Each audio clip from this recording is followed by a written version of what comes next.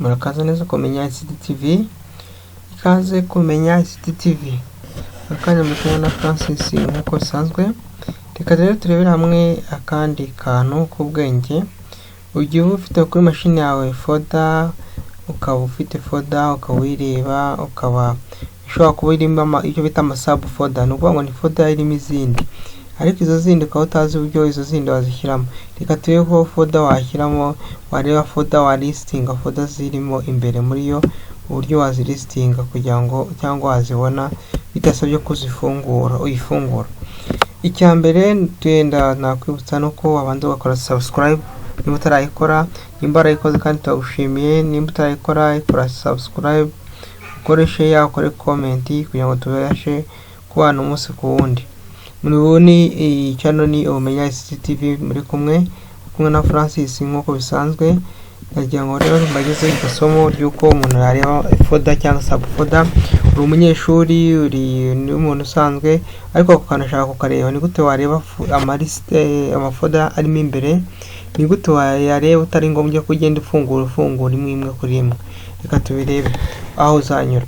Uzaza ujye kuri Windows Explorer, ifungure File Explorer, ugafungure cyangwa ufungure File Explorer nkuko bisanzwe.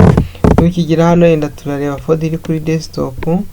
Tubagiye kuri desktop, murabona ko dufite folder eshatu, izi folder eshatu ariko nituzi birimo. Urugero ngitse kuri ingi nkayifungura, ninjiyemo, murabona ko mbona amafolder arimo. Ariko ngarusanga aha ukuri aka fresh kareba hasi, urabona ko kanyiza kucyahita kanyika iyo mafolder ari kuri desktop. Ngaya amafolder ari kuri desktop uko ameze yose. Shatse na switching nkajya kuri iyi ngiyi, ahita mbona ko ariyo mpita mfungura. Shatse nasubira kuri ya yindi ngahita mbona list y'amafolder yose arimo. Mise mimwe muri izi ngizi ahangaha ndi, bahita ubona ko shatse najya mpita nyifungurira hano kuri uyu murongo hejuru. Uyu murongo hejuru shatse najya mbariho fungura niyo folder. Nashaka bati ngiye kujya muri iyi ngiyi nkayikirikaho igahita ifunguka. Nashaka gusubira inyuma kugira ngo nkike double click ngakirika kuri iyo ngiyo gusa ngahita nyikirikaho igahita ifunguka. Ni uburyo ushobora no gufungura amafolder amasub folder atiriwe ukirikaho double click cyangwa ukirikaho inshuro nyinshi. Ibi ni bwo buryo bwa bundi tushobora kurebamo folder n'amasub folder yayo ukayabona, cyangwa ukagenda usubira inyuma uhitereba iziyo.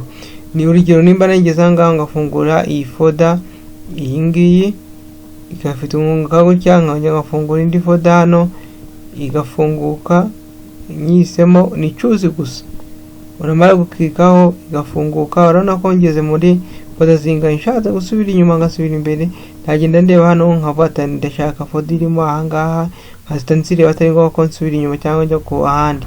Urabona ubu ni bwo buryo ugenda usubira inyuma cyangwa ureba folder zazi mu yindi. Ubu ni uburyo bworoshye rwose bwo kureba locations zitandukanye ukoresheje cyangwa sub folder cyangwa ama file locations zitandukanye bitewe naho ugeze. Ngeze ahangaha nafungura student, nkaba nagaruka hano inyuma ngahita ndeba ko harimo iya teacher, nkaba ari mfungura. Nashaka ngagaruka inyuma kuri data nkajya ngafungura indi folder, gutyo. Ubwo niko umuntu agenda areba.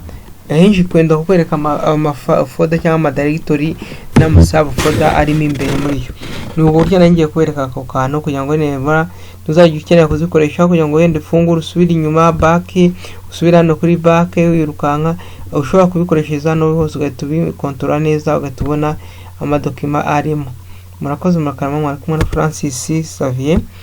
Mukomeze mukore subscribe, mukore comment, mukore share, mukore like kugira ngo tujye tubana umunsi ku munsi. Muri kandi mukore ku kazogera kugira ngo inkuru tukizo tujye tumubasha kuzibana mu ba mbere. Murakoze murakarama, mwari kumwe na Francis. Ubu ni Umenya ICT TV mukurikiranye.